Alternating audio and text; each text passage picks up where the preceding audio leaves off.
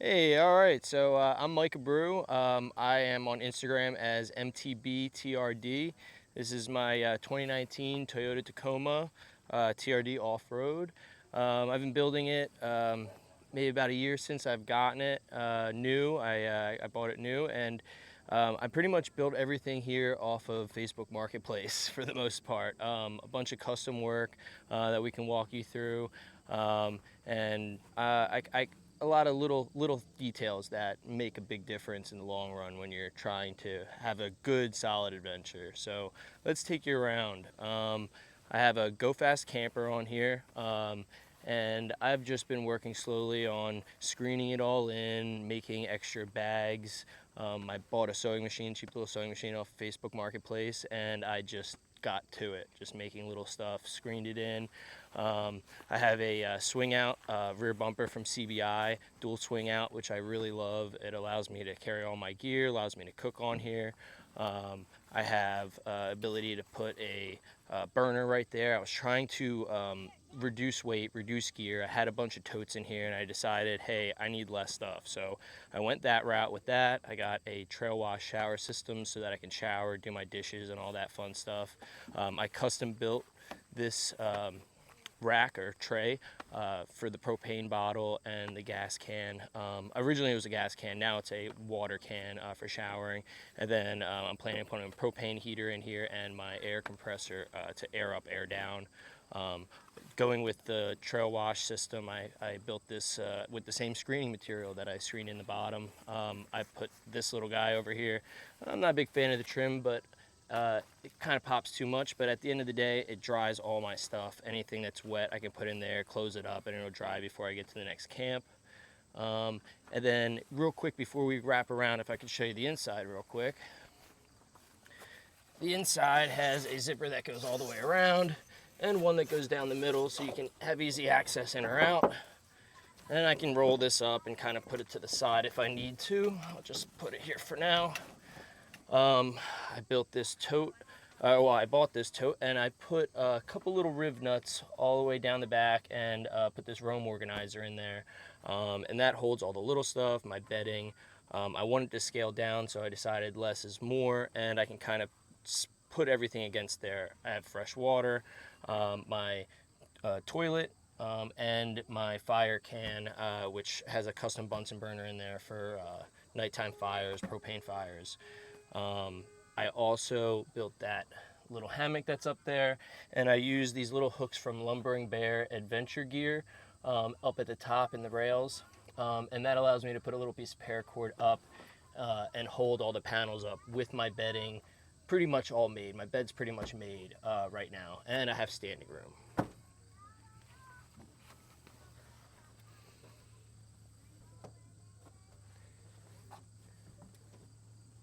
All right, so once you're up in there, you got some standing room. I put this little lag-on arm on here that I can swivel around, move out to eat. I have enough room for a nice sized chair. It's actually the chair that I have right out there, that Iceco chair. Amazing. I have a bad back. That thing's awesome. I highly recommend Iceco. That fits right in here. It's really just a great solo rig. I'm a solo guy right now, so I'm just made it to fit me. Put some red lighting up there, really helps for the bugs. That's just a little Harbor Freight strip that I got, and that just comes down. Actually, that's a cool little thing, I'll tell you. Harbor Freight, it's a 120 light strip, but it has a little box when you go to plug it into the wall that allows it to go into 120, but it's a 12 volt feed. So I just cut the little breaker thing off there and I plugged it into my 12 volt system, and it works great. And it has a little remote adjustable lights. Following from there, that's pretty much the inside. I have little bits of stuff everywhere. It's all ran. All the lights are ran off of a S-Pod system. Runs my trail lights up front, wrapped around the truck, and it also runs my Go Fast Camper lights, allowing me ease of turning things on and off. And I wrapped that all around. Little wiring harness, riv nut. I did riv nuts, or not riv nuts. I did regular rivets to hold in the mesh in some spots where the double-sided Velcro wasn't going to hold for as long, especially because it gets real hot in here. I ran a my 12-volt inverter line to the back of the truck to that little pocket that's on the passenger side of the rig where all my electrical is. That's right. I have 12 volt here, and then I also have a 120 in there, a little gang box with a GFI outlet that runs for my inverter. So I have 120 and 12 volt back here in the back of the truck, allowing me to run fans, allowing me to run my lights. My inverter has a plug socket right here, a little strip, so I can plug like my laptop into there. I have an extension cord that I can run out to another vehicle or to another tent. And of course I have the Total Chaos bed stiffeners, just to kind of stiffen everything up back here, and gives me some good mounting points and whatnot. So yeah, just a bunch of custom work. That load bar, I have a load bar that goes across also, that allows you to push and keep the tote up in place. And I use those little rubber straps from a Thule bike rack, an old school style bike rack that allows you to clamp stuff up to there. I have the toilet there, but I can also put my front runner chair up against there, and allows me just to kind of keep everything snug and tight for when I'm up here relaxing, spending some time. In the back seats, I did a full Goose Gear 100% seat delete.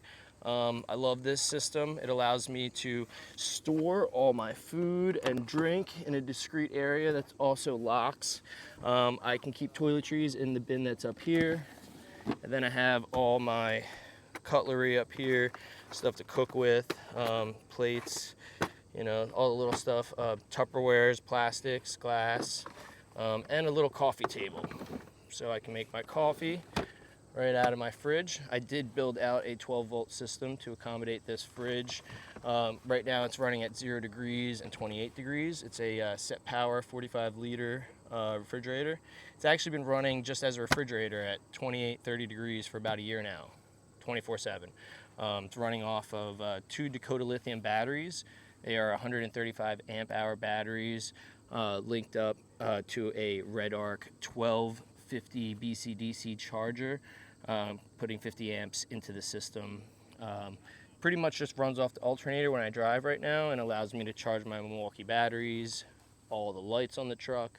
Actually does all the off-road lights as well, and my refrigerator. And up at the top, we have ARB awnings. I decided to go with the ARB awnings, the 8-foot and the 4-foot, because with a 280 awning or a 180 awning, it's all or nothing. You either get to a little spot that's too tight and you can't open it, or sometimes you just want the back, sometimes you just want the front.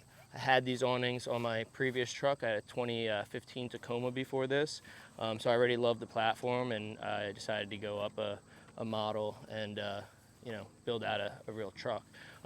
Also on here, Go Fast campers have water that you have to mitigate when it rains real bad. So I put these paracord little straps here. You can put a little clip here. You take that clip off actually for the lock, and it just kind of comes down, and when it rains you don't get any water that seeps down this hinge right here. So you just want this at a different angle, facing down, sloped down, so water doesn't build up there. And it makes a big difference with the Go Fast. I've been through some pretty severe storms with passive ventilation by having both sides open like that, where before I had to close everything. And between that and the screens, it makes a really big difference with the Go Fast campers. So I definitely want to point that out. In the back there, for extra storage, pretty much keep coats and stuff, hats and stuff in that hammock that I made. I also have one in the back of the truck, if you saw it when we were doing the back. That's just holding gear. A lot of the stuff in the back is just temporary while I'm making the bed, taking the bed apart and whatnot. But it's great extra storage because that's some dead space up there. Also, while you're in there, I'll explain later when we get to the other side, but I have a dry cooler that just has my dry goods in there. It's kind of buried in there, chips and snacks and little stuff while I'm driving. Stuff that's non-perishable will be in there. Yeah, so now to the front, I have just kind of started on doing the stuff for me, make it a little bit more comfortable. I have an Expedition Essentials mounting system up there at the top. I have to move a bunch of accessories over there yet still, but for now it's working pretty nice. I Got my license plate actually up on that visor there because I have to have a front license plate. I'm a New Jersey resident, so that thing I can kind of put up or down if needed, get it out of my way. And it just has a cheap Amazon silicone on it with some straps just to kind of keep it off my bumper. I don't really have a good spot up front for it, so I figured that would be something that was a good addition so I wouldn't lose it. Up on the top, we also have a Prinsu rack that I actually chopped so that I could make some clearance for the Go Fast camper. I just chopped that with a hacksaw, put some cardboard up there at the top. The camper was on there. I followed the little grooves that it had for the rails that went across and just kind of cut them down and then sanded it off. I have a gun case up here at the top, a rifle case from Harbor Freight. It's been up there forever and I love it. I had to have it in that orientation. It's a little long, so I put those aluminum spacer bars on the roof rack to allow it to be a little bit wider, and some Harbor Freight pod lights to allow some light going off to the side when I'm in the woods, finding trails, even just parking places. Sometimes it's nice to have a little bit extra light on there. Going back to all the Marketplace finds, I found that on Marketplace. I actually got it with that 4-foot awning that I have in the back. I got the light off eBay, the Cali raised light bar up at the top, the Morimoto XBs I got from Facebook Marketplace. Made a friend there too, which was cool. Going down, I have in the bumper, I have a CBI Baja style steel bumper. Provides a lot of protection, and it's paid itself off numerous times between every time I've had to winch the truck and just the visibility from the diode dynamic lights that are in there. They're actually almost as bright as my light bars when I have those things on high. I also have a Baja Designs light bar in there, a 20-inch, and a come-up winch along with a factor 55 link on the front there. Harbor Freight D-ring shackles just because they match in color, and also underneath the hood, if you want to go up there, give you a quick little, it's a little messy under here because I've been in the woods for a few weeks, but I have my S-Pod Bantam over there on top of the fuse panel box. I have room for another one, just a regular battery, stock battery. I got a auxiliary battery back there, which is coming to the end of its life now because it's a little bit older, but that runs my winch, a dedicated line to my winch. In case anything's going on with my truck, I can't run it to winch. I have that, and then I have all the cables that were up there, just powering my system, running power to and from. That's pretty much it up front. There's not too much else up there. I mean, I have my breathers ran up here. I have my Safari Air Max snorkel from ARB, which I really love. And since we're kind of up here in this area, we can kind of go down. I have a Dobinson MRR suspension with the reservoirs, and the adjustability on it is phenomenal. I did some trails the other day, real slow rock trails, and I was able to loosen them up all the way on the slow speed compression, and they did an awesome job. I got Falcon Wild Peak tires sitting on TRD Pro rims. They are 33-inch tires. They are the 285/75 R16 tires. They do chunk a little bit because they're winter tires, but they perform really good. They fit on there without any trimming with the SPC upper control arms. And I like the look of them. I think I'm going to go with some 35 soon, but for now they do well. And the Dobinson suspension's been great. I originally went to Dobinson because I got their leaf packs. They're the quietest leaf packs on the market. I have the 1,200-pound leaf packs. I think they're like 800 to 1,200 rating leaf packs, and they work great with my setup. And I also have a Cali raised rock sliders, which I got to use recently, but they've been good. Maybe I'll go with a kick-out version or a flat version next time instead of the angle. But again, Facebook Marketplace finds. I found things for a cheap deal. Everything's going crazy in prices, and you have something that's a year old, it's going to be a year old in a year after you put it on. So I rather save the money and have more mods to do. When I find the right thing, I'll switch. That's what it all comes down to for me. This seat kind of comes in and out. I have storage in here right now, but sometimes I'll put a dry cooler. Really all depends what I'm doing, how long I'm going out. But for now, this is, my weekender rig. I have a little microwave in there, which at first I was like kind of not sure if I wanted it, but then at the end of the day, it proved itself. I mean, you stop at a gas station and you're hungry, you can throw some, little pizza squares in there, or you can have some little corn dog freezer food that you can just throw in there anywhere. It's no cleanup, very little mess. You have one plate, little hot pocket breakfast things. It's great. I don't even have to set up a grill or anything. Now going back to the other side of the Go Fast Camper, this is just like a mountain bike pouch, something simple. I made this out of some material that I had around from other practice projects, learning how to do sewing projects. I made this bag with a little bit of ventilation, some zippers on it. I just keep towels in here. It has little pouches inside. But yeah, I mean, they want a ton of money. The companies want a ton of money for that, and I wanted to make it myself. When it comes to sewing, and when it comes to getting your rig tailored to the way you would like it to be for what you need it to do, sewing is really not that hard. It's just another machine. If you can drive a car, and I imagine you're driving your vehicle a lot, you can figure out how to drive a sewing machine. I mean, worst case, you put a needle through your finger. You're not driving through a building. So you can figure it out. It's very easy. There's a lot of resources online. I highly recommend you starting with Sailrite. Look up Sailrite. They have awesome sewing machines. They have great information. I learned a bunch from there.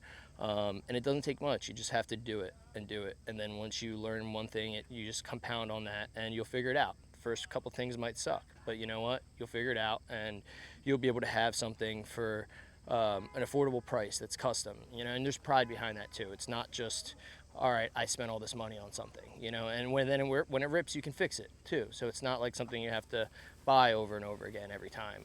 You can, keep working on it.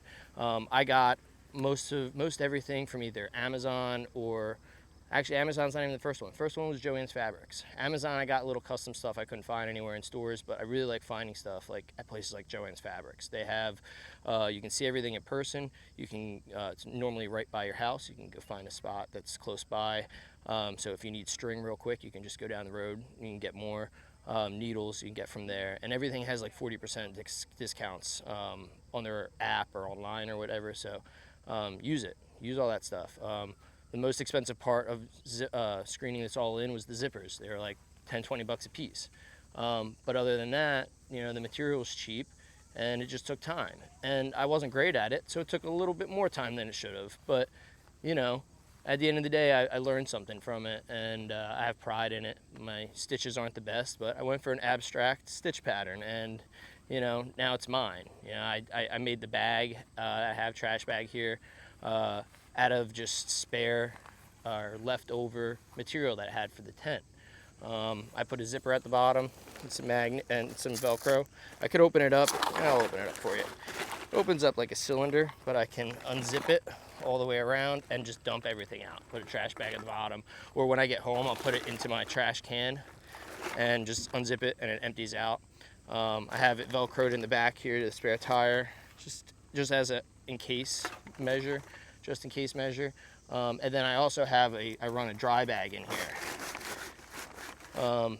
Mainly I'll put two things in there: human waste that's inside bags, zip-locked up and sealed up, double bagged and everything. But I also put, I have this can crusher. I'll put alcohol, crushed canned alcohol in there. So now, it's not used alcohol just hanging out here, open containers on the back of your truck when you're driving home for 10 hours. You don't need every cop seeing that. Crush them, helps on space, but hide them.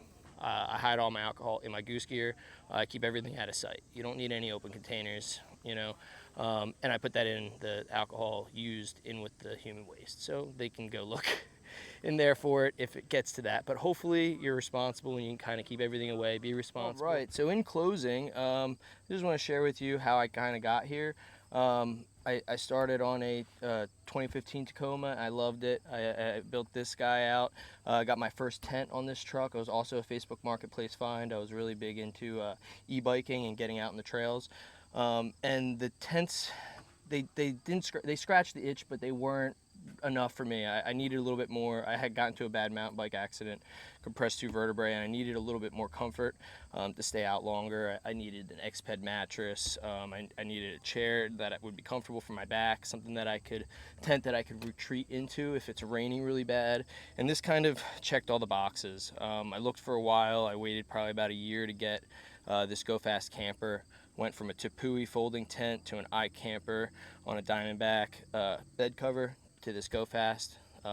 Equals out to about the same price. Facebook Marketplace. I got this for $8,000.